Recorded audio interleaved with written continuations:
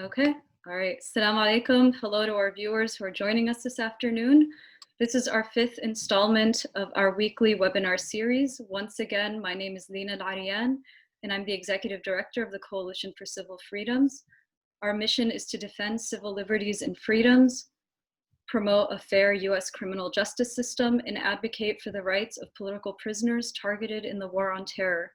You can find our previous webinars on topics ranging from COVID-19 in federal prisons in the Holy Land Foundation 5 to last week's episode on a new CVE program targeting Muslim communities on the video section of our Facebook page or on our Civil Freedoms YouTube channel where you can subscribe. Today, I'm joined by four special guests who will engage both each other and with our audience on a very important issue that is finally getting the global attention it deserves. That is, of course, the racially motivated targeting and killing of Black men and women in the US by law enforcement. For the first time in decades, it seems American society, including the political establishment on the local and national levels, is being forced to confront the systemic racism and anti-Blackness that drives its policing and criminal justice system. For many, hearing the final desperate pleas, "I can't breathe," what has tragically become a familiar hashtag of yet another Black man begging for the mercy of yet another white police officer who brutally took his life and who failed to show an ounce of humanity toward a man to whom he was ultimately responsible to serve and protect, was the final straw. On Monday, May 25th, the same day that 46-year-old father and fiancé George Floyd struggled to breathe and stay alive during the 9 minutes that the Minneapolis police essentially lynched him, 2,000 miles away in a federal prison in Lompoc, California, another Black man, 37-year-old Mohamed Yusuf, a Somali-Swedish national who experienced torture, secret detention, extraordinary rendition, and years-long solitary confinement at the hands of the US government, also struggled to breathe before dying alone in a solitary cell after succumbing to COVID-19. And like Floyd, who called out to his mother in those last moments, Mohamed's final words by phone to his own mother were reportedly, "I can't breathe." He believed he would be transferred to a medical tent to receive treatment. Mohamed Yusuf was one of over 200 Muslim political prisoners that CCF supports through advocacy in our Ramadan gift program. We were devastated when we learned that he died and outraged by the negligence and cruelty of the Bureau of Prisons, which sent him to solitary confinement instead of a hospital. He is survived by 4 children and was due to be released sometime next year. With protesters taking to the streets to rightly demand justice and accountability for Black lives and fundamental change, on today's webinar, we'll be exploring the connections between police brutality and the racism that drives and sustains the US war on terror, particularly as it intersects with state violence, anti-Blackness, and anti-Muslim bigotry. Joining us from Sweden among our guests is Hassan Yusuf, the brother of Mohamed Yusuf. We will also be hearing an update from CCF Legal Director Kathy Manley on our coronavirus prisoner release project. Please be sure to stick around following the full discussion and Q&A session for a special musical performance on African drums by one of our guests, Adam Hudson, a journalist based in the San Francisco Bay Area, musician and co-host of the Real Sankara podcast, and someone I'm proud to call my friend.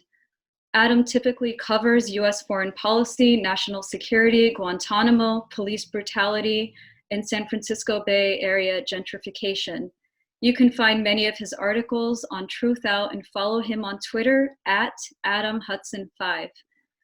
As I said to Adam when I asked him to do us the honor of playing a song at the end, I think it's important as allies and advocates to recognize Black lives not only in death, but in actual life, their hopes, struggles, their music and culture, and ultimately their liberation. Finally, I couldn't imagine holding this conversation without the wisdom and contributions of our dear brother and coalition partner, El-Hajj Mauri Saalakhan. He is a lifelong and outspoken human rights advocate based in Washington, D.C., an author, poet, and the director of the Afia Foundation. He has spent his life at the forefront of these struggles, and we're so glad he could join us. You can watch his weekly talk show, A Conversation with Mauri Saalakhan, Sundays at 3 p.m. on Salam Media. I'm now very pleased to introduce our special guest moderator who will lead the conversation with our three speakers. CCF family member and Minnesota-based social justice activist Ikraan Abdurahman is back again with us this week. If you missed it, she participated in our panel last week on CVE, and I highly encourage you to watch it. Ikraan is a community and anti-CVE organizer in the Twin Cities and is a prospective law student at the University of Law, Manchester in the UK, a leader of the Free the Bros campaign. She is the sister of Zakaria Abdurahman, who is serving a 10-year sentence after being targeted in an unfair sting operation by the FBI. Thank you so much, Ikraan, for joining us, and I'm very glad to turn it over to you. Peace and blessings, everyone. It's a pleasure to be here, and it's a pleasure to be able to have these conversations with you all. I just want to make a quick reminder to the audience to submit questions throughout the discussion in either the chat bar or I believe in the Facebook Live. And I just wanted to begin sort of with a quick personal anecdote about how I met Mohamed and how, by extension, met Hassan through my brother. I came to know about Mohamed Yusuf through my brother, who is, like Leena said, serving a 10-year sentence at FCI Pekin, Illinois, who became acquainted with Ali, who is a co-defendant of Mohamed. And I, was distraught at hearing his story. And my brother subsequently asked me to reach out to Hassan, his brother. And this is, I think, how a lot of, how he was then connected to CCF and others. And I don't want to take up too much space here in kind of relaying the story, but I wanted to, turn the mic over to Hassan and ask him to tell us a little bit about his brother, and what he was like, and perhaps even where you guys grew up and what the environment was like, and perhaps even tell us a little bit about your family and some of your favorite memories with Mohamed. Yeah, hi, my name is Hassan, and I'm the younger brother of Mohamed. Basically, we we was born in Somalia.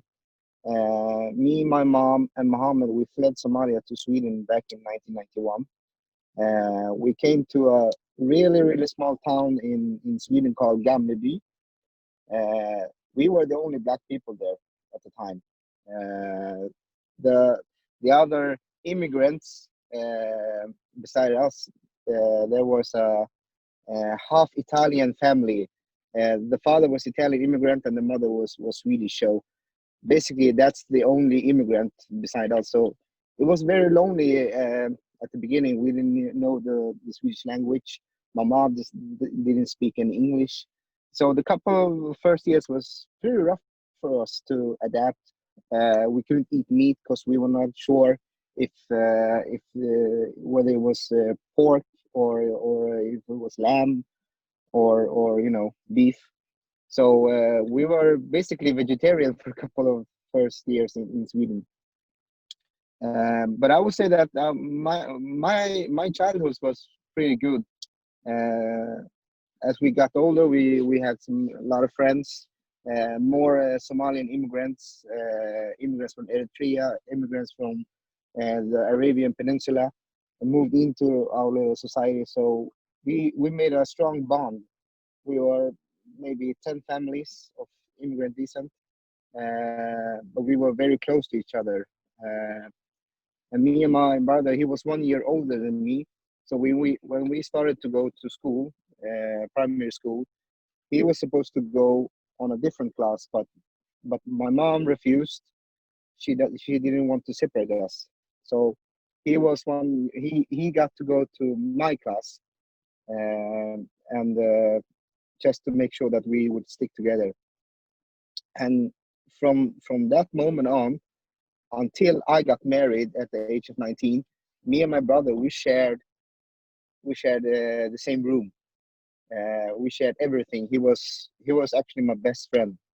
Uh, when we graduated from high school, 2004, we moved to the capital of Sweden, Stockholm. He started to study, and just to finance his studies, he also started to drive bus. He became a bus driver. I got in school, educated myself, and then I got married. So yeah, I have very good memories of my brother. He was always very calm. Our two personalities are very different. He's the quiet one, doesn't say so much, doesn't like being the center of the room in any way. Very modest. If someone stepped on his toe, he would never say, "Hey, what are you doing?" He would never question it or try to arguing. He was pretty laid back and very humble guy. Very naive, unfortunately, very naive. But his heart was very pure. He was a good kid. Thank you. When was the last time you saw Hassan, or when was the last time you saw Mohammed? And if you can tell us who he's survived by, how many children he has, if he has a wife and where they're located and what their current situation is. Yeah, as Lena mentioned, he has 4 children, 2 beautiful girls and 2 boys. They live in capital of Somalia, Mogadishu. And since he got caught by the American authorities and brought to New York, I have been financially supporting them every month. They're doing fine. I mean, they're doing better than many other Somalians in Somalia, because they have relatives on the outside in Sweden. Me, my mom, all my siblings are here. We talk to them every day. We support them financially. They go to a good school. We try to make it as easy for them as possible. The last time I saw my brother, it was back in 2015. 2015. I just got to meet him like 15 minutes to talk to him in prison.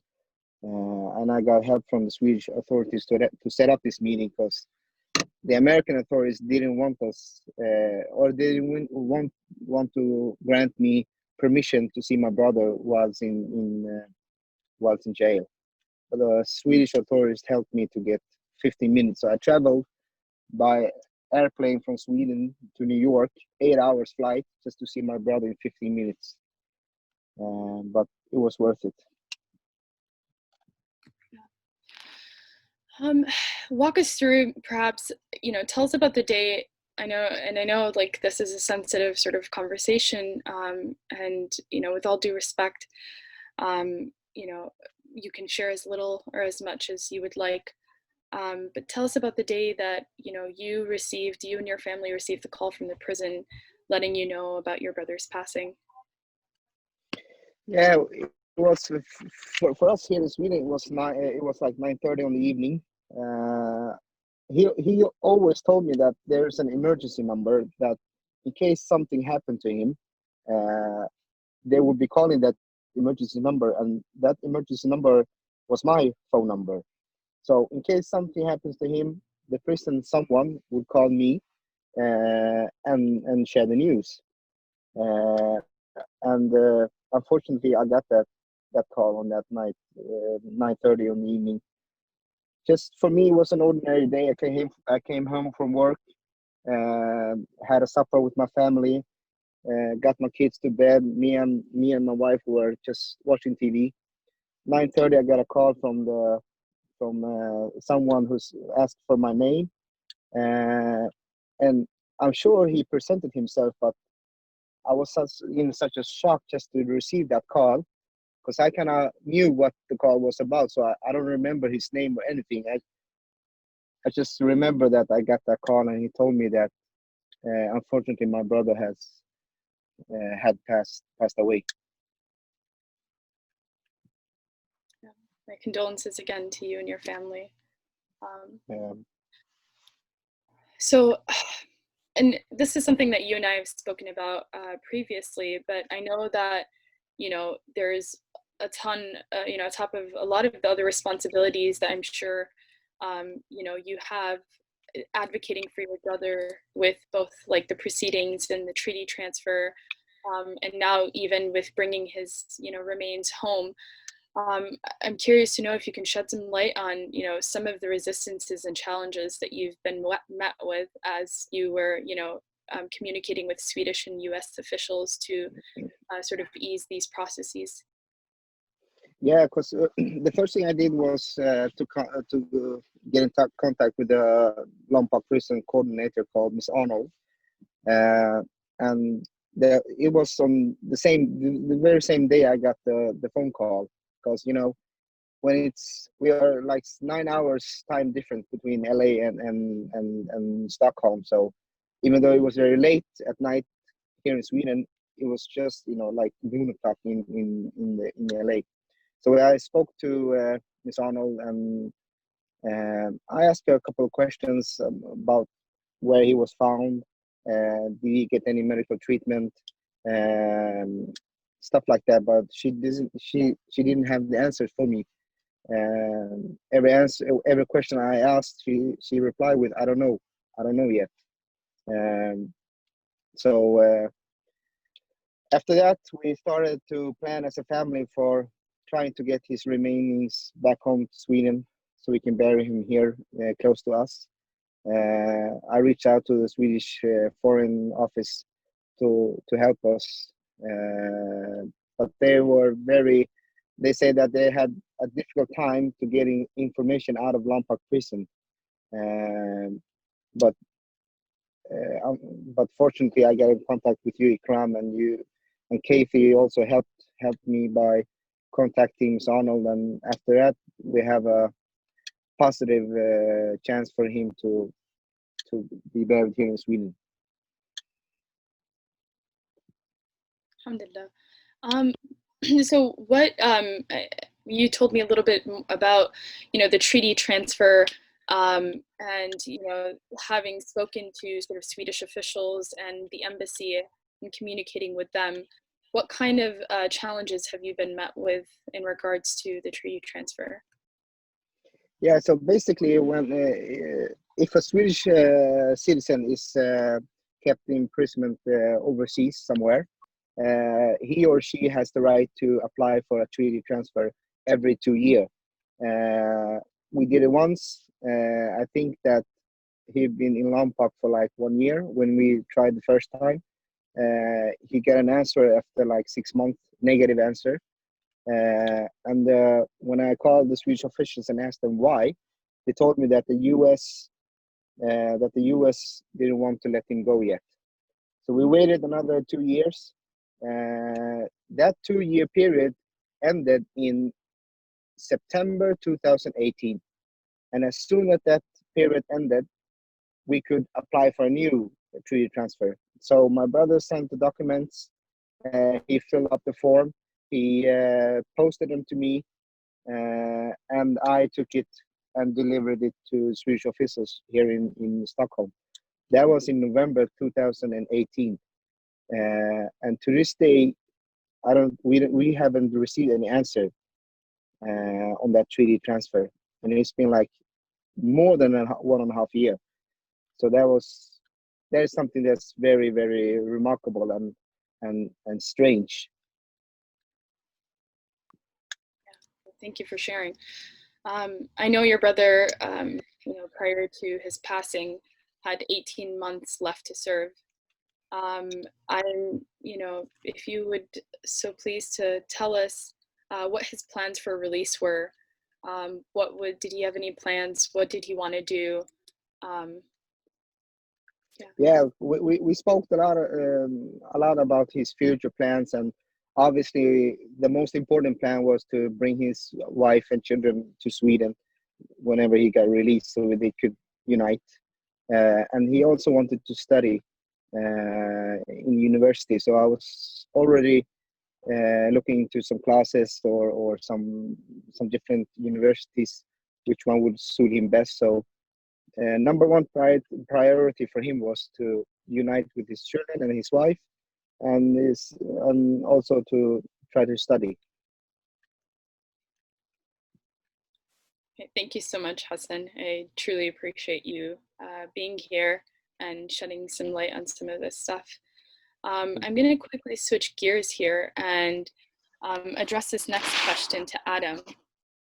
Adam, I'm curious to know, in the context of everything that's happening now in terms of there being like greater awareness about racist policing, what does it mean for like a foreign Black man, like the case of Mohamed Yusuf, that is engaged in civil strife in a foreign country that has nothing to do with the United States, being captured, and his lawyer even saying being brought in chains and charged by the global police? Many people, I don't think, understand what, you know, extraordinary rendition is. So if you can explain the system of rendition, what is the rationale, and who are the usual targets? Okay, all right. I'm not mute. Yeah, I had to unmute myself. Well, yeah, my condolences to the Yusuf family. Like, you know, I mean, it's just hearing Hassan speak. It just kind of reminds me of how much Black life is devalued and dehumanized, not just in the United States but around the world. So, to your question directly about extraordinary rendition, I like to think of rendition, if you want to understand it in a very simple way, is kidnapping. So basically, extraordinary rendition is like officially it's like government sponsored abduction, which is basically kidnapping, right? Of a suspect from one country to another. And the point is to override one country's laws when it comes to interrogation and things of that nature, right?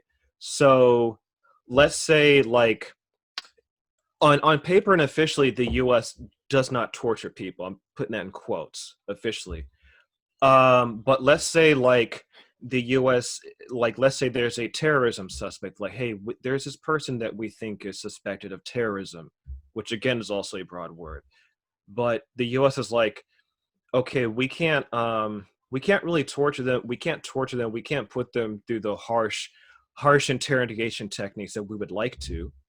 So we'll send them to another country to do the dirty work for us. During the war on terror, particularly countries like Egypt in particular, particularly under Mubarak, Egypt was pretty notorious because particularly under Mubarak, like, his regime was notorious for torturing people. And usually there has to be some sort of agreement between the two countries. But like officially it's like, okay, we'll send them to your country, but please don't torture them. But it's usually like kind of with a nudge and a wink a little bit. You know what I mean? So so I think in the case of Sweden, I think from what I know about Sweden, I'm not an expert on Swedish law, but at least from what I know as an outsider, is that like they don't have the kind of harsh prison system that we have here in the United States. So it's sort of like, okay, Sweden's like, okay, there's this person we think is a terrorist, but we don't want to put them in our prison system. We'll have the U.S. take care of them because they have I mean, like if you look at like especially now with Black Lives Matter, I think what it's shown for more people about is how incredibly punitive and harsh our prison and policing system is. So usually that's basically the rationale. And this is actually very important. I think I'll probably come back to it, but I want to, before I end on this point, I want to make sure, I want to get this in. There's an international treaty called the Convention Against Torture. And that was signed by President Ronald Reagan in the 80s. But the thing is even when it comes to treaties, governments can put in like memorandums of understanding and different sorts of like, they can kind of water down the treaty as it gets passed in their domestic legislature. So, you know, when the U.S. signs like a treaty, it has to go through the Senate, and the Senate can add like certain qualifications in terms of what they define. And this is really key. So the U.S. may say internationally that we don't torture, but the key thing is, what do you define as torture? The U.S. definition of torture is different than what the international community at least would consider torture. So And if you look at the history of U.S. torture, basically the U.S. likes to make a distinction between torture that is physical and leaves scars versus torture that doesn't leave any scars. So, for example, isolation or solitary confinement. That's not a physical form of torture. You don't see any scars, but the mental scars are severe. Like people like go have severe mental health issues, including suicide, through long-term isolation and solitary confinement. So under the U.S. interpretation of torture, isolation would not be considered a form of torture. But the international community will argue, well, actually, isolation is a form of torture. So I just want to like kind of make that point. But yeah, extraordinary rendition, just to wrap up, is basically a form of kidnapping. Basically, one government sends a suspect to another country who usually has like a worse human rights record or more punitive criminal justice system to take care of interrogation and stuff like that. So I think, and it seems like from hearing about the Yusuf case, it seems like that's what happened. That's what happened. But yeah, like in terms of torture, the U.S. government does not see isolation as a form of torture. So that's something that we've done to people overseas, and we also do it to prisoners here within the United States because, again, of what the United States considers, what the U.S. defines as torture. Thank you. Yeah, and absolutely. I think in a lot of ways we can see that in the case of Mohamed Yusuf, who was in solitary confinement for 3 years pending trial. And, you know, considering we are social beings and, you know, the sort of the makeup of our social fabric is, you know, indeed by interacting with others, it boggles my mind that this is something that continues to persist, you know, even today. Just a follow-up question. I'm curious to know, in what ways does counterterrorism and policing rely on the idea of Black criminality? Oh, that's okay. Great question. So, I simply a lot. It relies because it's this finding an other that is easily dehumanized. That like a group of people that you can put in the category of the other, who you can easily argue is like a group of people that you can say are inherently criminal or inherently violent, right? And I want to make a distinction between like blackness slash African and African American identity versus blackness as a political identity. So, like African American culture, like I would define being African American. I'm African American, so both my parents are African American, and what that means is that on both sides of my family, we are descendants of the transatlantic slave trade. And that is our story. Like that's what makes us as a people, as an ethnic group, as a national identity. Like we're still an African people. Like we're still part of like the African diaspora, but we were brought here as slaves. Like we didn't choose to come here. Like we didn't come here voluntarily. And it's this it's similar case with Black people in Cuba and Brazil and all throughout Latin America and the Caribbean. So there's an African American cultural and ethnic identity that is real. Like it's something to be proud of in the same way that anyone else could be proud of their culture, way of life, food, music, shared ancestry, history, comic, all that's right. But then when it comes to US and Western society, what they do is like, okay, anyone who's Black is inherently negative, right? And you can see it like throughout the media. One example I think that perpetuates this idea of Blackness being criminality are local news shows and even some cop shows, right? It's very subtle, but they constantly feed people this image of like, you know, if they're gonna like, let's say do crime reporting, it's always like, okay, we're gonna show like an evil mugshot of a Black person, right? They did the same, but like even with Black people who are victims of police killings, like they'll show a mugshot or they'll show like something negative they did to basically show that like, you know, this person's dead, but this was justified, right? And I think when it comes to the whole history of the United States from slavery and colonization into today, in order to reinforce the system relies on a group of people you can easily depict as inherently criminal and violent. And this goes back, even if you look like far back in American history, the policing system goes back to slave patrols. So slave patrols were the original police in the United States. And even if you look at the history of the Texas Rangers, they were basically a death squad. There's a show about the arrest of Bonnie and Clyde, and it's showing the Texas Rangers as kind of somewhat heroic. But if you look at the history of the Texas Rangers, they were basically a death squad against particularly Mexicans in Texas. So even if you look at the history of like crime in America, usually what we consider to be crime is associated with a group of people, like poor people, Black people, Native Americans, people of color.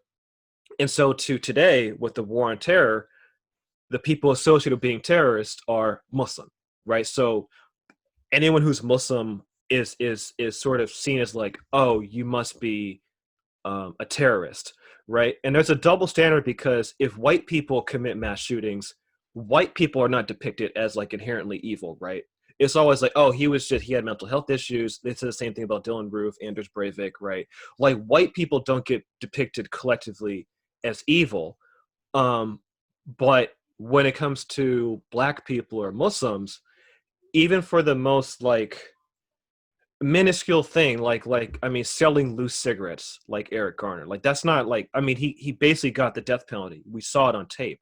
But if he were white, he wouldn't have gotten that kind of treatment, right? And there's multiple. I mean, it's at this point it's kind of obvious with the videos that are shown. But yeah, I think like when it comes to terrorism and criminality, I think you have to look at like what we define as criminal and what's seen as criminal and what gets seen as terroristic. And it's usually associated with a group of people that you can categorize as the other. So over time, it's replaced as a category. But for the United States, it's usually been Black people. And now with, the war on terror, it's Islam. And now, like, especially if you're a Black Muslim, it's like you have to deal with both of those things going on at the same time, right? But yeah, I think definitely, yeah, I mean, I think to answer your question, yeah, it's definitely intertwined. And I think like I think more and more people are starting to beginning to realize how pervasive that is. Thank you. So my next question for you is, and this is a conversation that Brother Mauri and Leena were having prior to the beginning of this webinar, and just referencing, how the sort of police department in Durham, North Carolina, are discontinuing sending their police abroad to be trained. But I think in large part, a lot of the other police departments across the country have not done that, and doesn't look like they will do it. And so I think just drawing that sort of relationship between how the tactics of war come home as a form of crowd control. Yeah, there's a good book I'll recommend since we're on quarantine called Tyranny Comes Home. But basically, yeah, throughout, I'll just what I try to argue is that I think normally people see the military and the U.S. war machine as separate from American policing. But I think what's becoming a little more apparent piece by piece is that those two, like, there's a feedback loop, like they're part of the same system.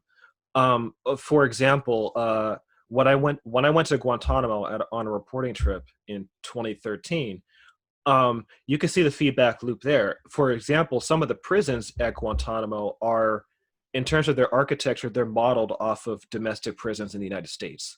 So that right there is like a very clear example of like, this base outside of U.S. territory, the architecture of prisons is being modeled off of domestic prisons in the United States, particularly including like state and local state prisons. So there's that, and also a lot of the guards at Guantanamo have experience being prison guards in U.S. domestic prisons. So that right there, I think, is a very clear connection between the U.S. war machine abroad and the I would say like the overall like state apparatus, which includes prisons, police, judge, jury, all that, like this sort of massive mass incarceration system, this massive state apparatus that again relies on the dehumanization and criminalization of Black people. Um, and I think like yeah, like there's cases of U.S. police getting training by Israeli soldiers because in their logic it's like okay, these people have experience in controlling a group of people, right? Like a group of people that like the police see as like they're a problem, right? Like in the United States, like Black people are largely seen as a problem that requires control. Like Black people again are the Black body, the Black life is seen as a problem that needs constant control, constant repression. Because if Black people got justice in this country, the entire system would look completely different, right? Like if we got reparations, all that, like it'd be a completely different country, right? But there are, at least in this country, who don't want that. They don't have a vested interest in doing that. So they do rely on, again, subjugating and controlling Black people. And also you can see like throughout U.S. war history, there's cases of U.S. soldiers coming back home and bringing their tactics of war home into U.S. police departments. One example is the Philippine-American War. Right after the Spanish-American War in 1898, the U.S. occupied the Philippines, and there are a lot of U.S. soldiers. That's actually where the U.S. really first started using waterboarding as a form of torture. It was in the Philippines. Then we started using it in the War on Terror, which is what we associated with, but it really started in the U.S. got practice with it in the Philippines. A lot of those soldiers came back and basically became police officers. And even modern day policing is inspired by my mind is blanking on his name, but it is inspired by someone who was a former U.S. soldier. And so he was taking all of his techniques from war and putting it into American policing. Even SWAT teams. There was a Marine in the Vietnam War when he came back to the U.S. and was seeing the 67, 68 riots. That's when he proposed the idea of SWAT teams. So that's where you really began to see the paramilitarization of American police was the creation of SWAT teams. And SWAT teams are used mostly for like non-violent drug offenses. That's like a huge part of the raids they do. And a lot of times like they get the wrong person and they abuse and kill innocent people. Aiyana Jones, 7-year-old Black girl, was killed in a SWAT raid in Detroit a couple years ago. And now like as people see images of riot police, they look like stormtroopers. In terms of the gear they have, they look exactly like stormtroopers and soldiers. And that's not accidental. That's something that's been happening over time. So I think it's really important for people to understand that feedback loop. And I'll just end my answer on this. Like J. Edgar Hoover, when he was head of the FBI, he was the first head of the FBI. He was really one who really like birthed the modern day FBI. He saw himself and the agency as going to war against certain groups of people. He was pretty blunt about it. He did not like communists, anarchists, people he saw as like sowing dissent within America.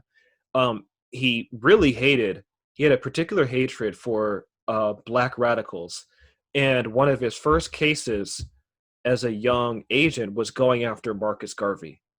And then you see the destruction of the Black Panther Party through the FBI's COINTEL program. So I think when people say that there's like a war on Black people, I mean, it's a metaphor. It's not like literal in a sense of like, two armies fighting against each other, but it's like, in some ways that metaphor, there's a lot to it. It's not a baseless metaphor. But yeah, I think like there's a feedback loop between our overseas wars and violence at home, because basically the U.S. state in war externalizes its violence to the outside other, and then internally it internalizes its violence against an internal other, which is usually Black people, but oftentimes includes, it can include immigrants, it can include a lot of poor people, right? It also includes a lot of Native Americans as well. I mean, Native Americans suffer very, very similar rates of police killings as Black people.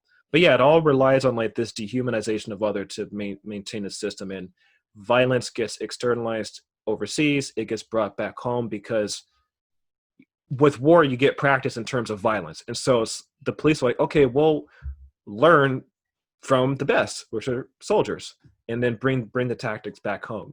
And I think it seems like it's becoming a lot more real to people just seeing, again, those images of riot police in like stormtrooper gear.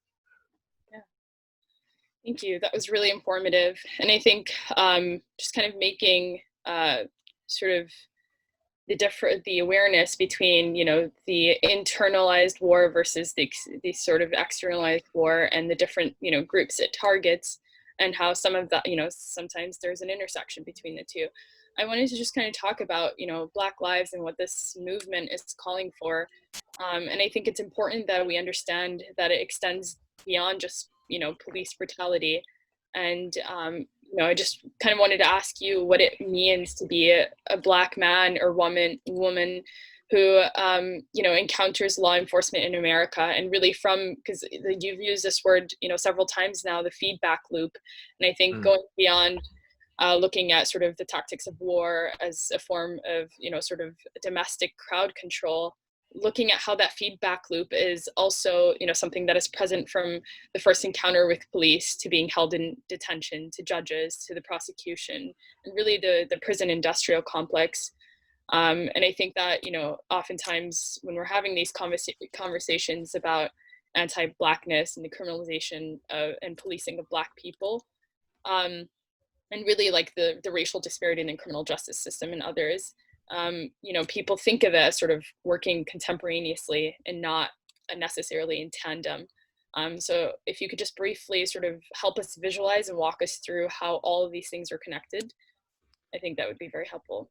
Okay, yeah, this is a great discussion. I like it. I'm trying my best to boil down these really, really complex things on a way that's sort of to the point. I mean, I'll just give my own personal example just to walk you through it. Like when I was in Guantanamo, the first like morning I was there, I went there and I landed in the afternoon. And so I'm talking about the first morning after waking up and getting, so the press are in like this place called Camp Justice, which is weird. How can you have justice at Guantanamo? Like Guantanamo, they have all these weird things. You have Camp Justice. They also have a subway, and it's just like Guantanamo is a very, very like it's very. I mean, this term is cliche, but it applies. It's Orwellian. It's like Orwell, or even more accurately, it's like Kafkaesque. There's something very absurd about it, but also violent. I remember the morning I was going on a morning run, and we're supposed to wear press badges. I didn't think to bring my press badge just going on a quick morning run. I thought I was like, okay, I'll just go on a quick morning run and go get my press badge later, when I shower and get ready. Because I was reporting on the military commission, so that's why I was there as a journalist. And we're surrounded by military checkpoints, like actual checkpoints manned by military police. And I don't know if I've seen, to kind of visualize the feedback loop that I'm talking about, I've literally seen the same guard towers at Guantanamo as at protests. They're like these moving guard towers, and they kind of go like that. If you've seen them at protests, I've seen the same thing at Guantanamo, like the same exact, like almost identical. And I ran kind of past the checkpoint. I was trying to like go around. And the MPs, you have to realize these MPs are not like normal police. They have rifles. They don't have like pistols like a normal cop does. They have actual rifles. And they're like, "Hey, what are you doing?" And I was like, "Oh shit, like what did I do?" and they were like, well, where's your press? I mean, they're kind of getting on me, and I was like, oh, I'm a journalist. I'm just going on a run, and they're like, oh, go back and get your press badge. And during that moment, I thought about like it was scary. I was kind of scared because I was like, what the heck are they gonna do? Like I'm not like I look like the prisoners. You know what I mean? Like I don't like in terms of my I look a lot like the prisoners who are there. So I was like, oh my God, I do not want to be put behind a cage just because I ran past a checkpoint without my press badge. Um, but even that moment, it reminded me of like, this is very similar to being black in America, that like that fear of being around law enforcement, that they could take away your life at any moment because they don't see you as human. They see you as a threat. Just your presence is a threat. And it reminded me of even just encounters I've had even in the United States of being a black person and being around law enforcement and experiencing racial profiling. Like as Leena said, I'm the co-host of a podcast called Real Sankara Hours. We're on patreon.com/Real Sankara Hours and soundcloud.com/Real Sankara Hours. And I in one of our bonus episodes, I described like a couple months ago, I have a neighbor who's racist. Um, Racist to the point that she's worn blackface. Like that's how racist she is. She called the cops on me for it was over some yard work fence dispute. And she called the cops for nothing. And then even when the cops came, this is like the few times I felt bad for the cops because they came and they're like, why are we here? Like why would someone call us for something this silly? But I mean that's the I think the reality of being black in America is that like your humanity is stripped away from you. And again, that goes back to slavery because during slavery, black people's our humanity, our original names, and who we are as a people, like the white slave masters and the white power structure did all it could to rip that away from us. And we've been trying to, despite that, live our lives as as dignified people and as humans. But yeah, I hope that answers your question. Just like I mean, just on a person, I mean that's the best way I can answer. Just like just my experience at Guantanamo and that.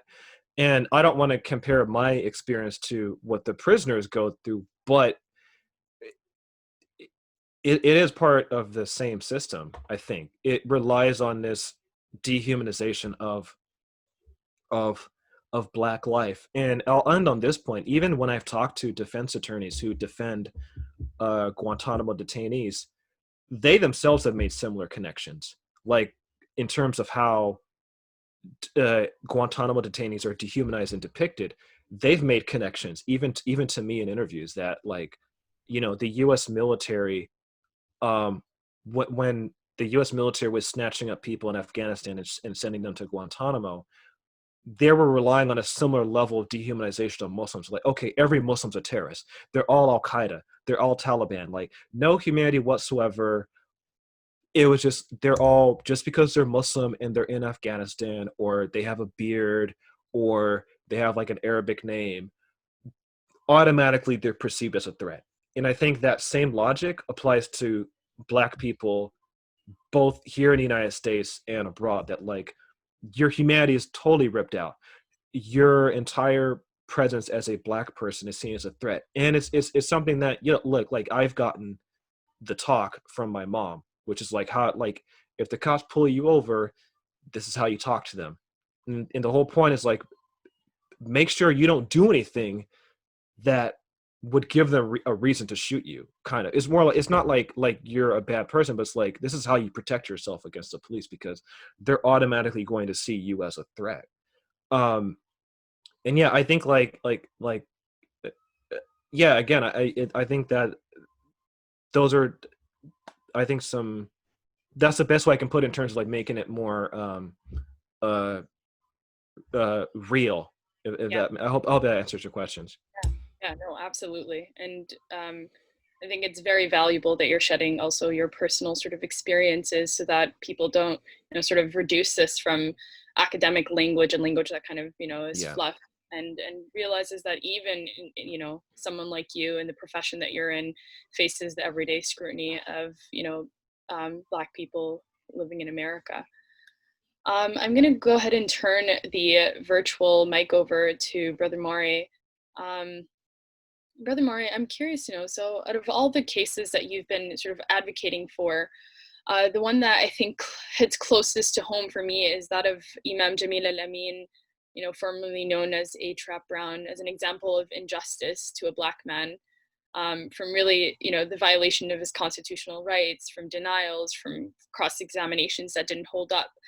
And I know that you authored a book on it, so I wanted to ask you if you can just kind of walk us through briefly what the role of Blackness in that case is in particular.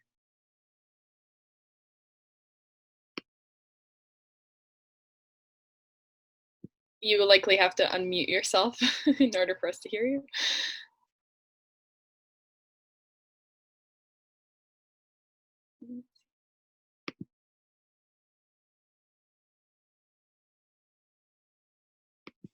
Can you hear me? Yes, I can. Okay, alhamdulillah. Bismillah ar-Rahman ar-Rahim. Let me begin by extending my condolences to the Yusuf family. Brother Mohammed, I truly feel for the trauma that you and your family have been through, and please convey my condolences to everyone in the family. And may Allah subhanahu wa ta'ala bless the soul of your brother and give him, through this whole process of pressure that the world is seeing right now, some modicum of justice, or your family some modicum of justice. Imam Jamil Abdurahman is a very unique case for me, in the sense that he is a bridge. As a Black man, as a Black senior who was back in his youthful days, a very prominent figurehead in one of the most turbulent decades in American history, the 60s, the 1960s. And I often reflect on how symbolic it is that the 1960s is 1 century apart from another turbulent decade, the 1860s, when America saw its civil war. The 1960s saw a different type of civil war. And Imam Jamil, as a young 20-something activist, he was one of the prominent figureheads in that whole movement. If you were to pick up a documentary on the 1960s and on that whole human rights movement, it was more than a civil rights movement. I don't really like the use of the term civil rights applied to what happened in the 60s and before the 60s and on into where we are today, because it's bigger than that. It's a human rights struggle. But if you were to pick up a documentary on the 60s, and you would come across Dr. Martin Luther King Jr., you would come across Malcolm X, El-Hajj Malik El-Shabazz, you would come across the leaders of the big 6 civil rights organizations and many others who were prominent figures in that overall struggle. And one of the folks that you will come across is A. Trap Brown. He was a very prominent figure. What makes him so significant today is the fact that he represents 2 generations of political prisoners in America. As an African American who was a very prominent part of the struggle of the 1960s, then as someone who embraced Islam in 1971, became this prominent Muslim leader in the US, one of the most prominent before he was seized upon the way that he was. And after, the tragedy of 9/11, well, actually, let me back up, even before the tragedy of 9/11. And this is a very important point. Even before the tragedy of 9/11, the atmosphere was already being set for a war on Islam and conscious and committed Muslims. There were many indications of it. There was, the use of the introduction of secret evidence or classified evidence, and it was selectively used primarily against Muslims. You had the drumbeat for against the Muslim threat within political circles in the U.S. Especially after the collapse of the Soviet Union, the former Soviet Union. When America began to see itself as the sole superpower on the block, in order to justify a continued presence of and growth of a military-industrial complex, there had to be a justification for it. So the new threat was the green threat, and we saw hints and indications of this in speeches that were given years before 9/11. And then ultimately you had the attacks of 9/11 and the response to it, which in a very muscular way then targeted Islam and Muslims across the board, and prominent figures like Imam Jamil Abdullah Al-Amin, Dr. Sami Al-Arian, and many others. Imam Jamil, after the tragedy that unfolded on the west end of Atlanta on the eve of Eid-ul-Adha in March of 2000, subhanAllah, he became the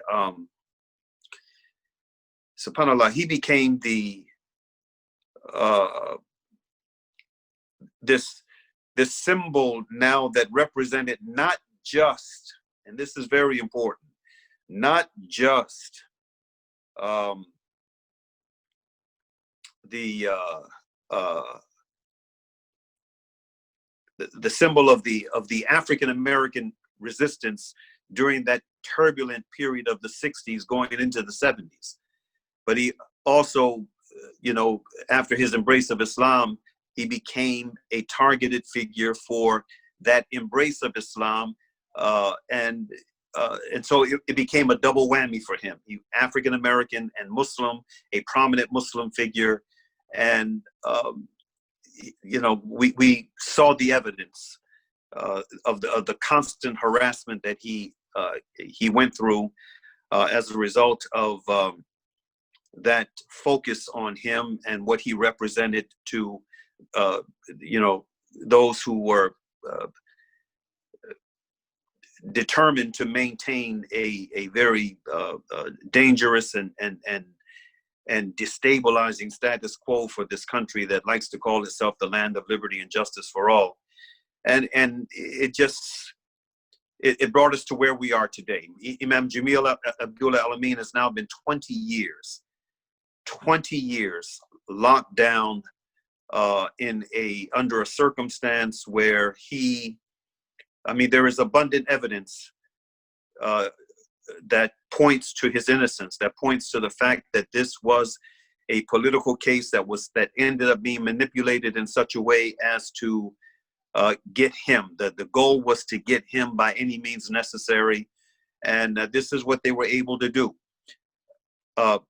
Unfortunately, as a result of this double focus on Imam Jamil, both as an African American leader of great prominence and as a Muslim leader of great prominence, it has had a chilling effect on those of us, both in the African American community and in the Muslim community. I should say the African American community, the America's human rights community, which extends beyond the African American community, and also the Muslim community. There has been a reticence on the part of those of us who know this man, who respect this man, who supposedly feel kinship and solidarity and concern for him, to actually act within that well of concern to do the things that we should have been doing years ago.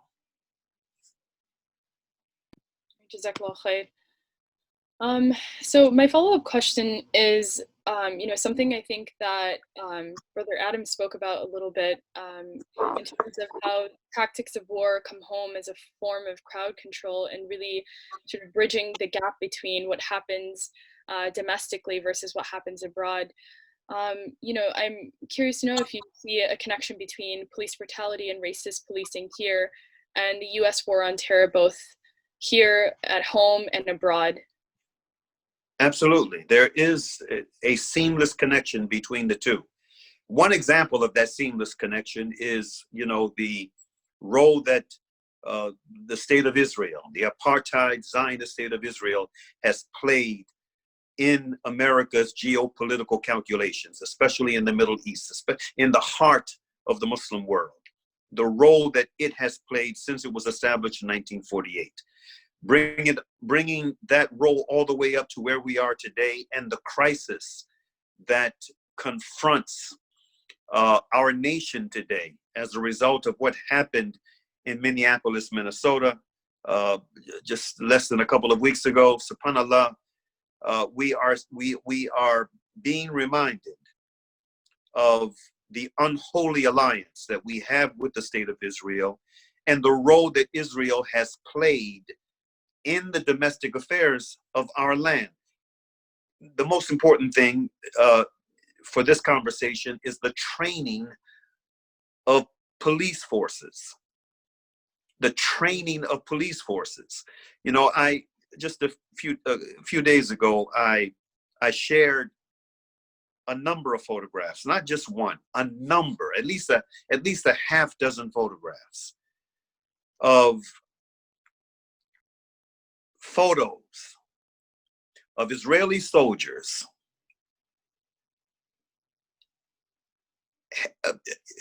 having their knee on the throats of Palestinians on the ground in the same way that this former police officer in Minnesota had his knee on the throat of that black man that ended up being killed. The same way. Minneapolis, Minnesota is one of the cities that has had a vigorous police training exchange with the state of Israel. And you can see it. I mean, it was obvious in the imagery and what came out of that imagery. But this is something that is endemic throughout the United States, police forces throughout the US.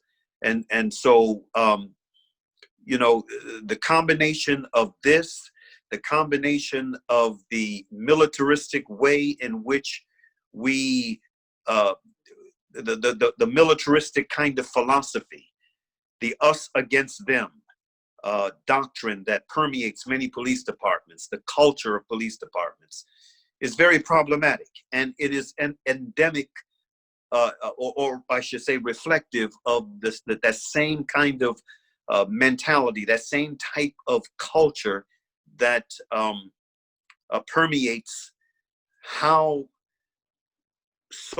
American soldiers behave in occupied lands in other parts of the world, whether it's in the Middle East, it's in Africa, it's in South Asia, it makes no difference. The mentality, the culture, the mindset, the behavior is the same.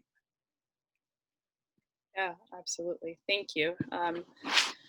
I wanted to just kind of switch gears here a little bit and, make this a little bit personal. I saw, a recent Facebook post of yours, and it was for folks who weren't able to see or don't, have you as a friend on Facebook. It was a depiction of, a cartoon of a cop interrogating a black kid. And the cop asks, "What do you want to be when you grow up?" And the kid answers, "Alive." And you wrote sort of as commentary to this image, quote, "This image and message reminds me of how when I was young, I wondered if I would see my 16th birthday. And when I turned 16, if I would see 18 or 21. No child anywhere in the world, especially in America, should have to wonder about a question like that." So I just wanted to ask you, to share your personal experiences as a Black Muslim man living in America, and why this cartoon depiction is an sort of unfortunate reality, everyday reality, and something that you might have to have, I'm not entirely sure what your personal case is, but I'm sure, as Adam said and others, something that they've had to teach their children or have their parents, teach them, and something that is lingering sort of in the back of every Black person's mind at every sort of encounter with law enforcement.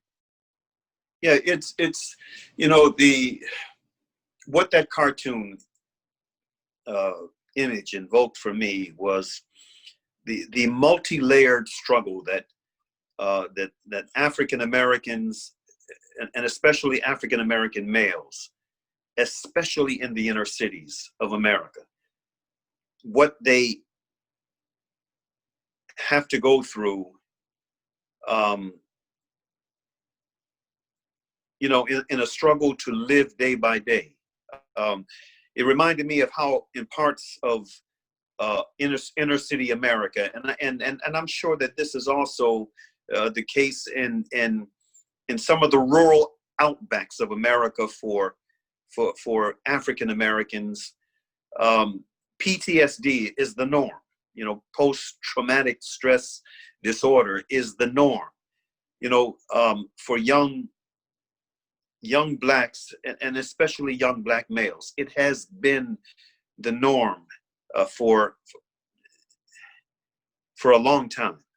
And it's the combination of the violence that is bred within the communities themselves because of the harsh conditions that exist, and these are man-made conditions that don't have to exist, but these are conditions that have been imposed upon these communities. And so the combination of the tremendous pressures and the instability and the insecurity that exists within the communities themselves as a result of all of these inequities, these institutionalized inequities. And then that is added to by the occupation mentality that many police bring into those communities in the form of policing. And it's not restricted to just white police officers, white racist police officers. You can experience this with Black officers. You can experience this with the Latino officers. You can experience this with, there is a culture within policing that is very damaging to the whole concept of, protect and serve when it comes to certain populations. I mean, that's a beautiful slogan on the side of police vehicles and in the in the paperwork that provides the philosophical paradigm for how they're supposed to behave. But the reality is that, protecting and serving is restricted to certain communities according to both class and race.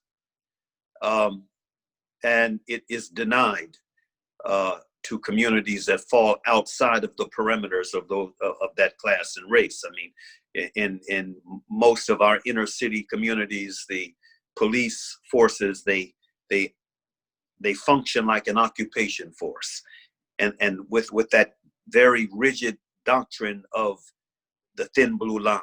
And this is also what helps to infect the spirits, the mindsets of otherwise good officers, who unfortunately, because of that mindset, more often than not will not do what they're supposed to do when they see criminality coming from their own ranks. Most of them, they keep quiet. Even when they're disturbed by what they see, they more often than not, unfortunately, keep quiet. And the combination of this, along with, such lawfare as, the police officer's Bill of Rights is what helps to protect, the terribly bad apples that, are found in the bunch. Thank you, Brother Mauri. I'm going to quickly switch gears here, and this next question is going to be directed to the legal director, Kathy Manley, who's going to give us an update on the coronavirus prisoner release project. And then I have a few follow-up questions for you. Thanks, Ikraan. This has been a really great discussion. I'm glad to be part of this. And my condolences also to you and your family, Hassan. It's so upsetting what happened to your brother. I wanted to mention first a client of mine who's not a CCF client, but a client in my state law, New York state law practice, because he is connected to Imam Jalil Al-Amin. And I might have mentioned this to you before, I don't know, Brother Mauri, but his name is Jalil Muntakim. He's a former Black Panther. He was a part of the Black Panther Party back in San Francisco in the late 60s. And I think and he was involved in the breakfast clinic, the breakfast program and the free clinic and a lot of really great things. And I think as a result of the FBI COINTELPRO program trying to cause the members of the party to fight each other, and there ended up being a split, I think, largely as a result of that. And Jalil, under the influence of some other people older than him, ended up joining the Black Liberation Army and ended up being involved in the killing of 2 police officers in New York City. And he's been locked up since 1971, 48 years. He has an incredible record in prison. And the connection with Imam Jalil Al-Amin is that in the early 1970s, they were for some reason incarcerated together in New York City. And it was Imam Jalil Al-Amin who gave my client Jalil the Shahada when he converted to Islam in the jail there.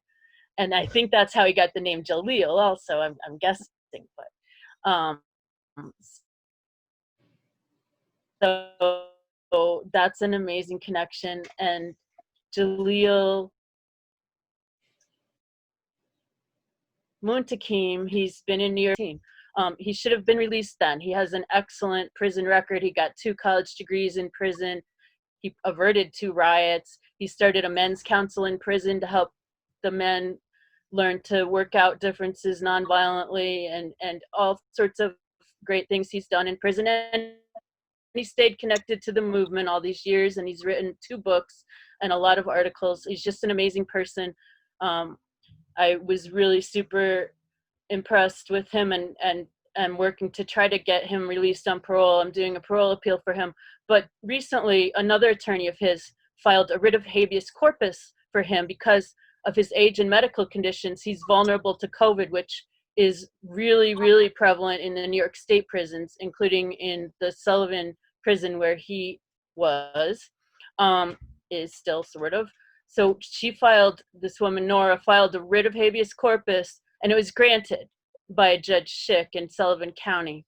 And he was supposed to get out, at least temporarily, because of COVID. And then the Attorney General of New York State appealed that. And while that was on appeal, he contracted COVID-19 and was put in the hospital. So he's actually in the hospital here in Albany, right near me, and I cannot go see him. They won't allow visits. It's so incredibly frustrating. And then during the appeal, the Attorney General argues, well, now he's not at risk for getting it. So, we didn't do anything wrong, but he got it. So now you should drop this. And they reversed the writ for various reasons. It's so frustrating. So I'm gonna do his parole appeal and hope that he gets granted parole, but it's difficult, a case like that's so political. So I just wanted to mention him and the connection with Imam Jalil Al-Amin. And as far as our coronavirus prison release project in the federal prisons, we have a lot of people that we're trying to get released. We looked at who was particularly vulnerable based on age and the medical conditions we know about. Of course, we don't know about all of them. We have 4 decided within the next few weeks. We're hoping and praying that they get granted, at least some of them. And then we have 2 more that are about to be filed and another 5 that are in the process. And so we're moving forward with that. We're really hoping to have some success with that. I wanted to mention one other thing related to this military mentality and related to prisons and what's going on in the streets. We heard 2 days ago, I think, that the Bureau of Prisons had a nationwide lockdown, and they indicated that it was due to the protests. There's sort of this implication that it was because there might be disturbances in prisons. And we thought, oh, whatever, they do this, it's ridiculous. They shouldn't be doing this. It makes it difficult for people. They can't communicate with their families. They can't do a lot of the things that the limited things they can do in prison.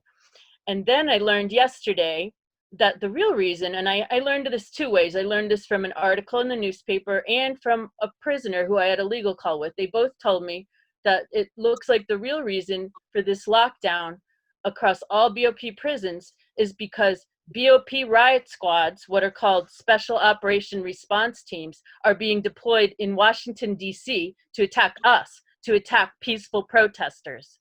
So it's so outrageous and really fascist. I mean, I don't use that word lightly, but the idea here is usually when you have police confronting protesters, and I've dealt with this since the 80s, you need to know the name and badge number of whatever police officer you're dealing with, and usually you have the right to that.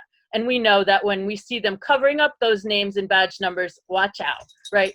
Here, they are purposely and explicitly and admittedly saying they're being anonymous. They're not even saying what agency they're from. They have these riot squads from a bunch of federal agencies. They have no identifying characteristics on them at all. They're just out there in DC, heavily armed, with no accountability, and it's so outrageous. And it also caused this lockdown that, many of our clients and loved ones now can't call their families, who are very worried about them, can't send me the stuff I need to do their motions. It's just so outrageous. I just wanted to mention that. And that's another connection between this. They have that military mentality too that we were talking about. Thank you so much, Kathy. Yeah, I actually, even while reading that article, I didn't make that connection that even as they're deploying, the BOP, DOJ, and, other extensions of law enforcement, that this is the reason why my brother and others are in lockdown, and not because, they're afraid of them rioting behind, in incarceration. So just a few follow-up questions, I think, about the coronavirus prisoner relief project.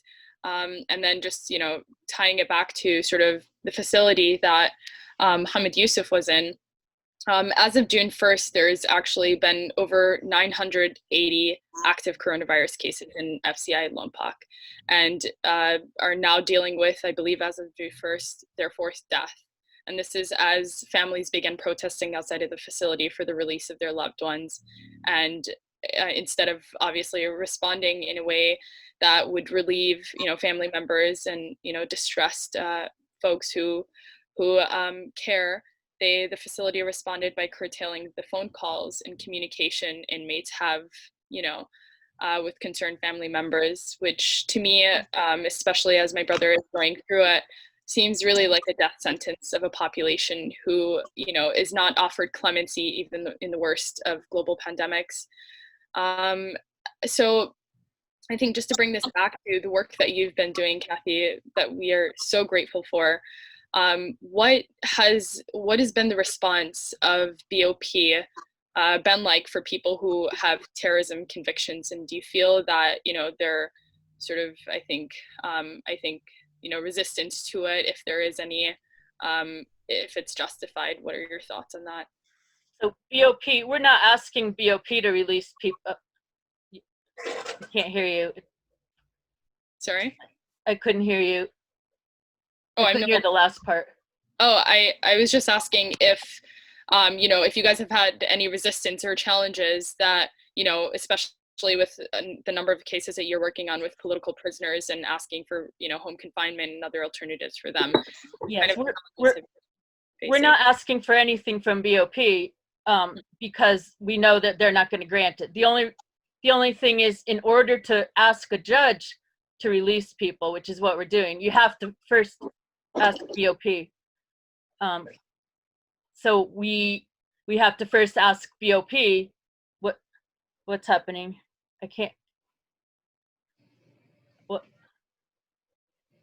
Yeah, we're not asking for it. I'm sorry. I think I had the Facebook on at the same time and it was confusing me. Okay. Yeah, we're not asking for BOP to do anything because we know for a fact that BOP is not going to release any of our people unless a judge orders them to do it. So we're asking the judges to release them. And that's what's been getting a lot of people released in other cases, including in one terrorism case.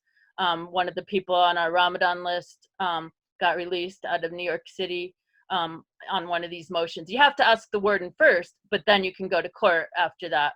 So that's what we're doing. We know that BOP, they played a lot of games. They said they were going to release some of the people on home confinement, but none of our people, except for one, Dr. Rafiel Dafir, who was released, but none of the other people are eligible according to their ridiculous criteria based on the nature of the conviction.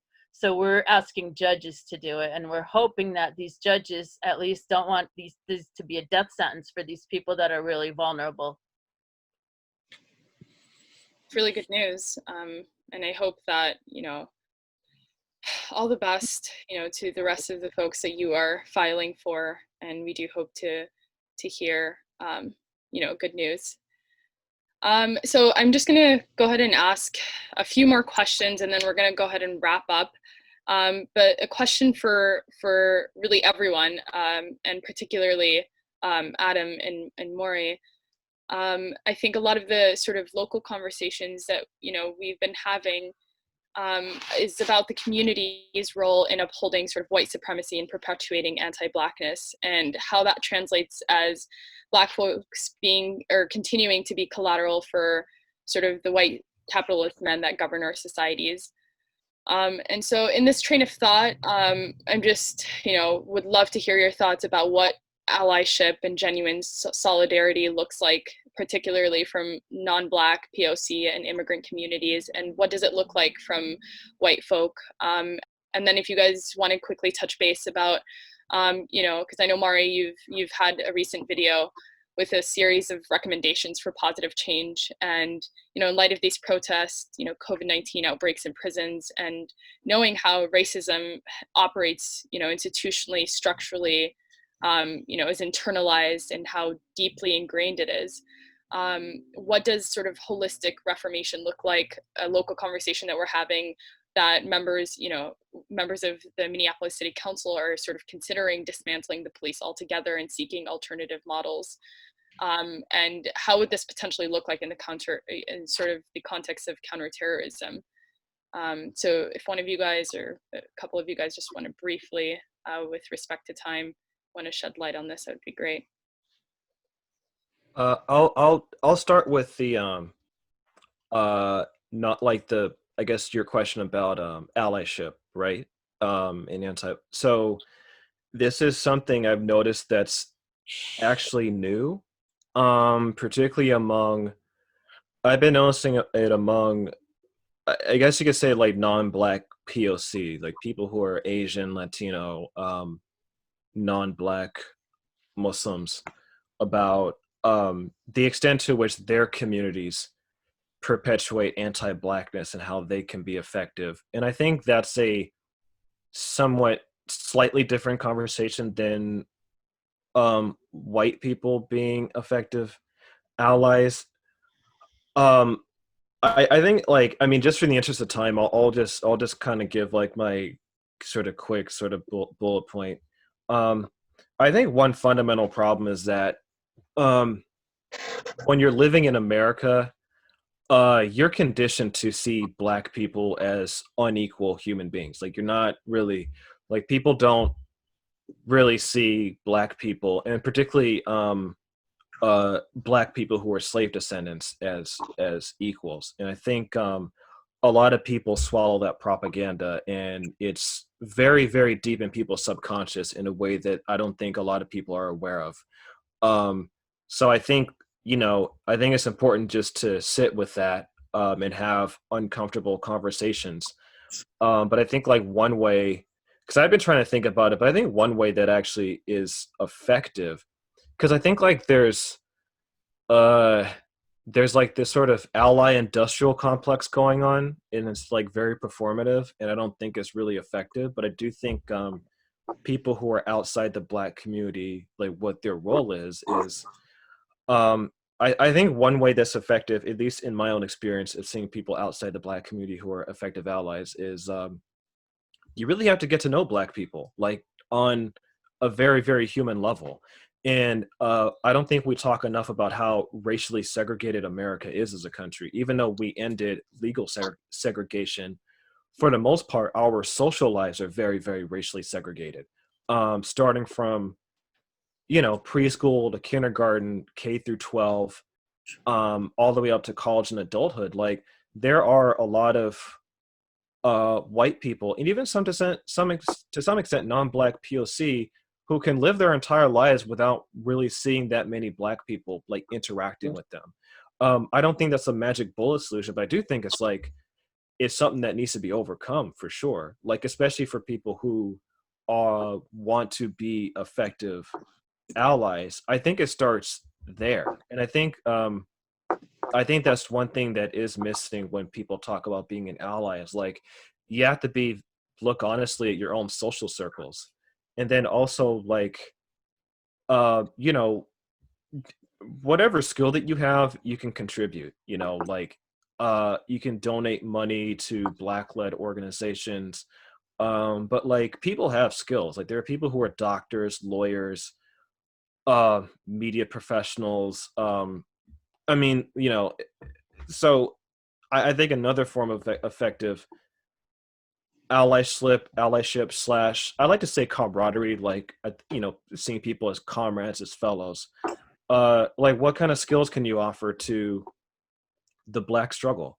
I mean, there are plenty of people who are non-Black people who are lawyers. Like maybe you can offer like legal services to Black activists and protesters.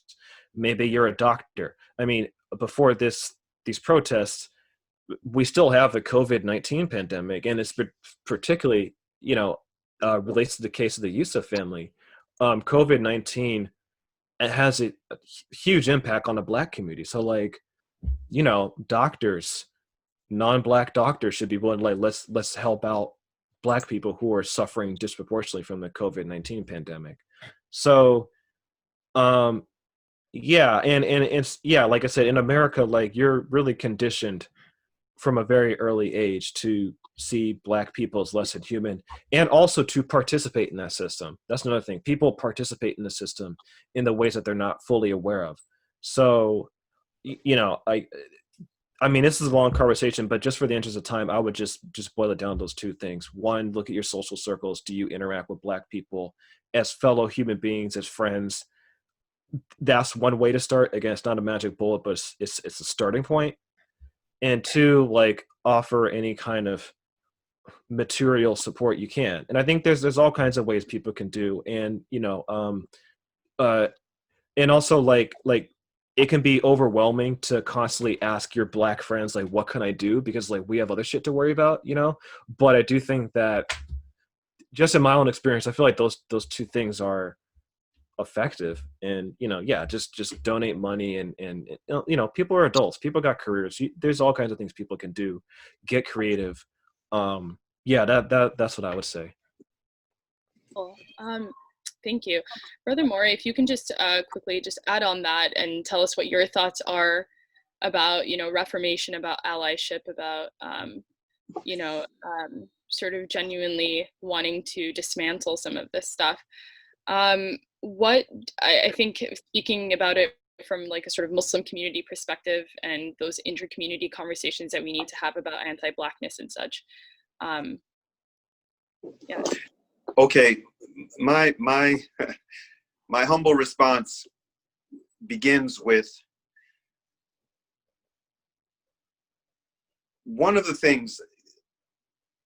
very unique and unprecedented beauties of what we're seeing right now has been the huge demonstrations that have taken place from coast to coast, north, south, east, and west, demonstrations that have taken place in solidarity abroad in other countries with the concern for Black lives here in America, that in the case of the West, in the case of America and the UK, etc., you know, the broad and very deep diversity that you see, you know, among the demonstrators.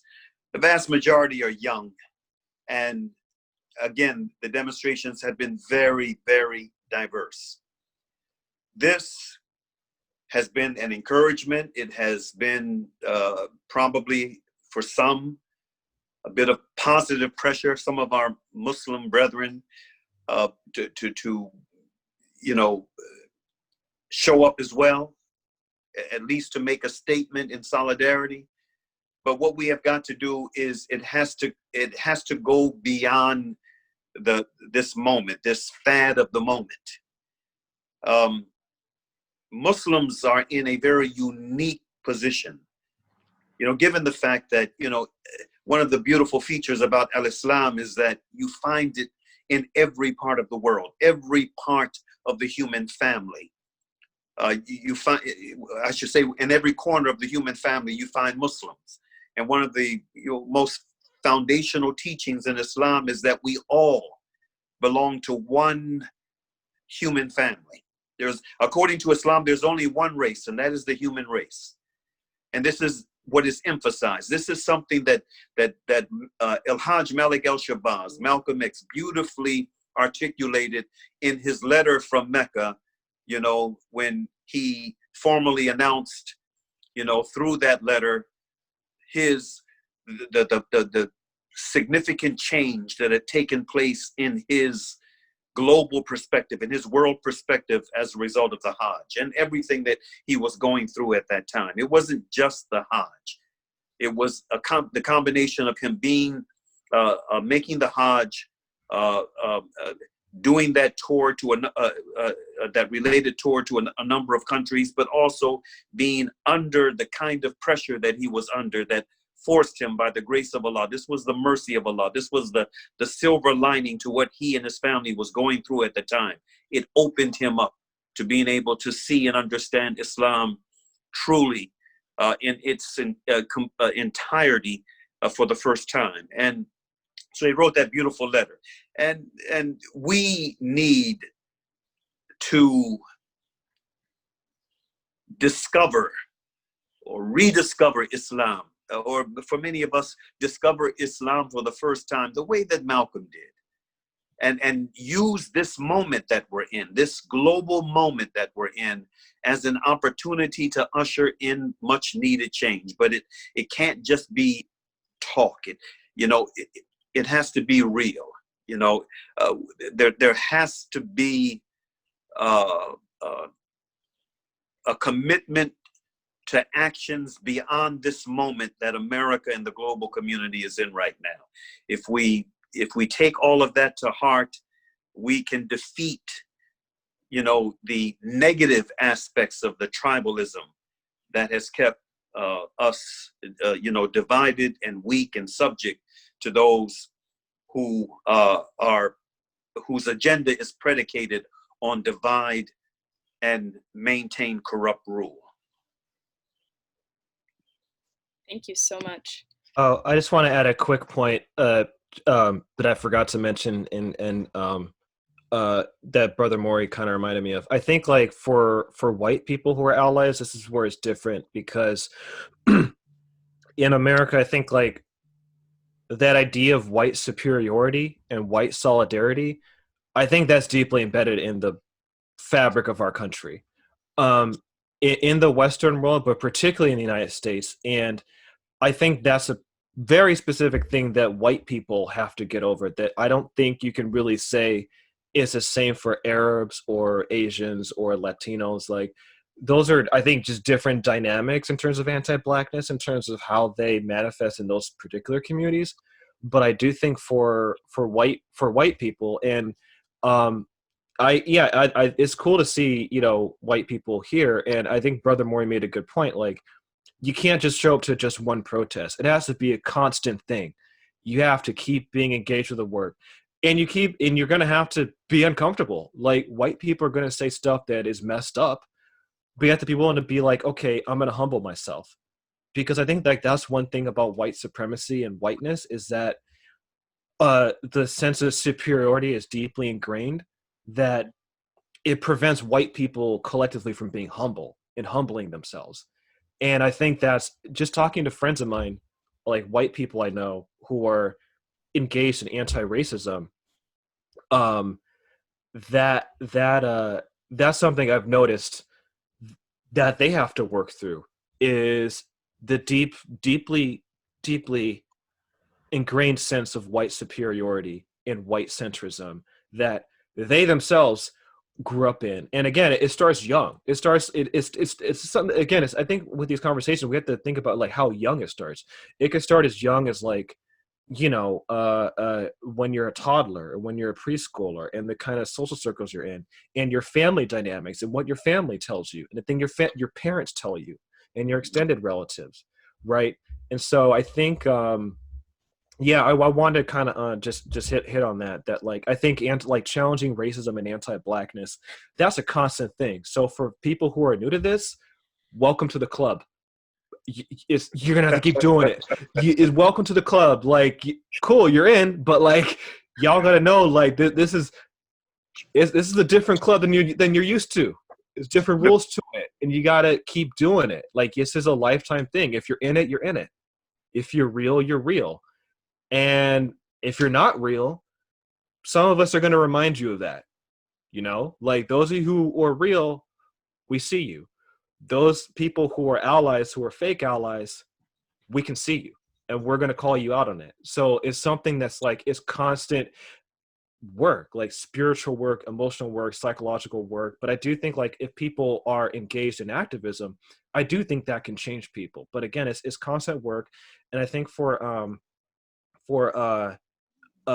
white people, it's different, because when you're living in America, it's a white country. It's deeply white supremacy and white superiority is deeply ingrained in the DNA of this country. And it's something that white people have to constantly challenge.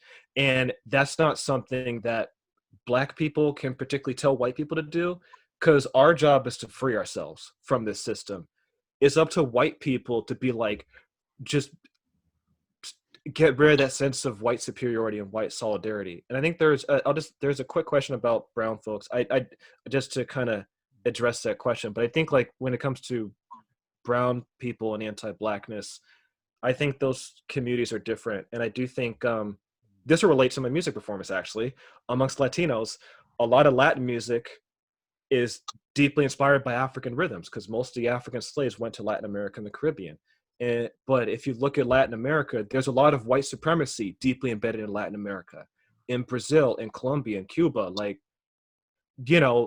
there's really, really deep colonization that a lot of people have not gotten over. And I think like a lot of non-Black POC communities, I think a lot of anti-Blackness does stem from that. And again, it's constant work. You can't just show up to one protest and be like, all right, I've checked my box. It's not just one Instagram post like hashtag BLM and then boom, it's done. Or switch your profile to all Black. Like, no, it's constant work. You're welcome to the club. You're either real or you're not real.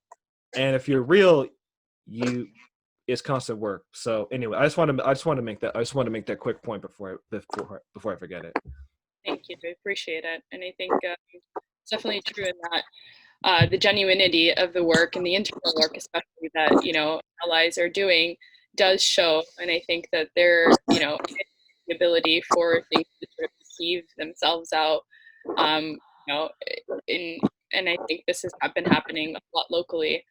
So I do appreciate that you guys have, shed light on what it does look like to, have genuine solidarity and how to sort of, build those bridges. I think I just want to go ahead and give the final words and reflections to Hassan, and share like a small anecdote that his lawyer, shared with Hassan's family.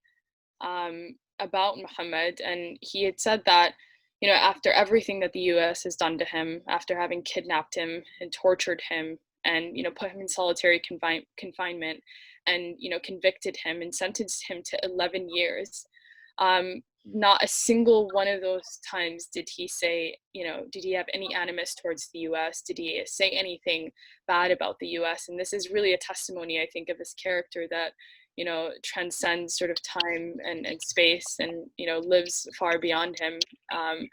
And, you know, I think it's also really, it's such a powerful thing, I think, to hear, not that like, there isn't any blame to go around. I think if there's any blame to go around, the US would have the most on a global spectrum. But to think of, you know, someone who is in a position to be able to blame and to be able to point fingers, to have, you know, silently accepted his fate and, you know, pursue sort of justice without vulgarity and without, you know, it's just really a testament of his character, and it is very powerful. And so I just wanted to give the final words and reflections to Hassan, who I think as you're hearing these conversations we're having and you're contributing to and witnessing what's happening here in the US as a result of really oppressive policies, you know, of fascist, I think, ruling and mass unemployment, having really set a sort of unprecedented record in recent history, at least, for, you know, the dire urgency and need for social and structural change. And I just want to get your thoughts about how you feel, you know, about this moment in US history, knowing that there, I think, is a greater push for America to recognize and own its racist past and present policies, and whether or not, you know, you feel hopeful, and it's okay if you don't, because, you know, I've been there as well, but if you feel hopeful that this will bring justice for people like your brother. And I know you also had a question that you wanted to address to Mauri, so if you wanted to go ahead and do that both, I think that'd be great. Yeah, very very interesting discussion. As an outsider, we discuss U.S. policy a lot here in Scandinavia, and especially in Sweden. We are highly consumers of American lifestyle, the cars, the music, the way the people talk, the youth. So US has a big influence in our society here in Scandinavia and in Sweden.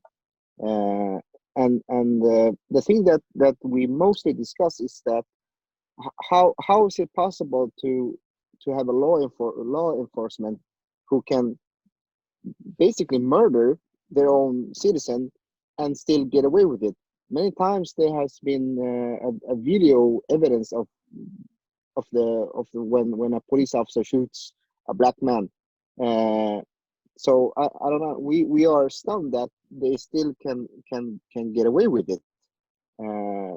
In Sweden, for instance, whenever a police officer fires his gun, whether it's a straight shot on a suspect or just a warning shot, the police officer is taken out of duty.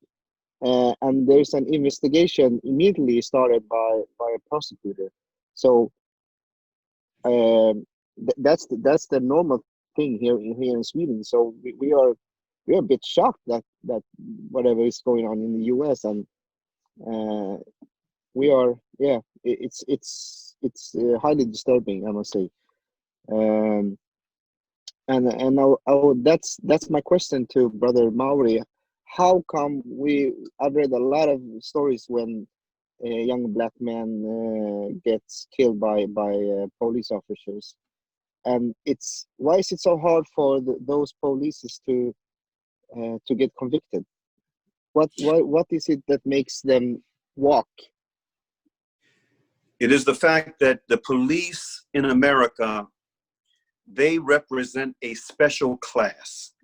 You know, America is a country that has been buffeted from its very beginning. In fact, you know, one of the founding fathers of the United States was Thomas Jefferson, one of the principal founding fathers. You know, he is someone. He's a former president. He was one of the principal drafters of the Declaration of Independence. He is someone who is held high within the political circles of the US, but he was a man who was mired in his own contradictions. And one of the things that Jefferson said in his writings, he said, "I tremble for my country. When I reflect, God is just. His justice cannot sleep forever." What this founding father was acknowledging is the fact that in the earliest days of this experiment in so-called democracy, there were contradictions. There were very profound elements of injustice that he couldn't ignore, that he couldn't just pretend did not exist. Those elements of injustice are still with us today. They have grown and grown and grown.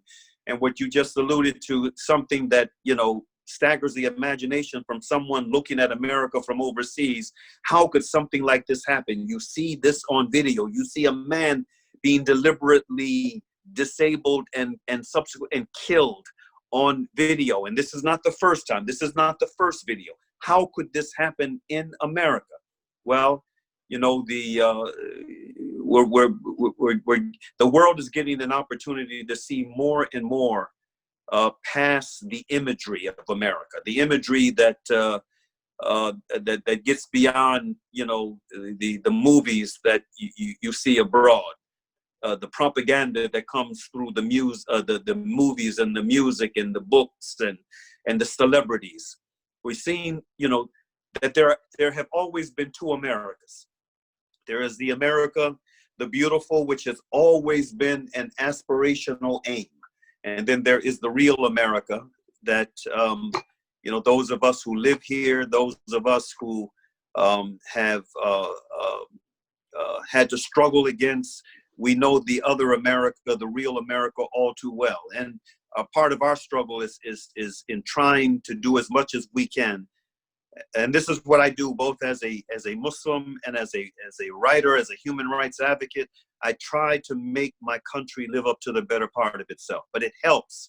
It helps when brothers like you, when folks like you in other parts of the world, and especially in the West, in the Western part of it, America doesn't really care about too much about the opinion of that Africa or, you know, parts of Asia, or the Middle East have of her. But it does care.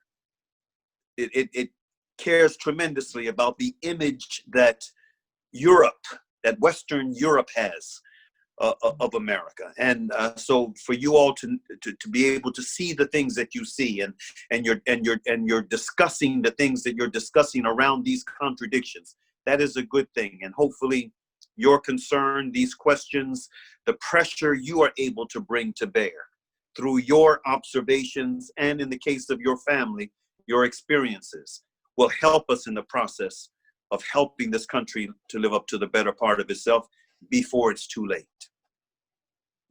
Thank you so much. I'm just going to share a comment here that Ashley Young writes. She says, "I want Hassan Yusuf to know how deeply saddened and traumatized we all are by the death of his dear brother. I want him to know that those of us who have loved ones in prison feel this loss to our very cores. We all lost a brother when his brother died. We feel your family's pain and share your tears.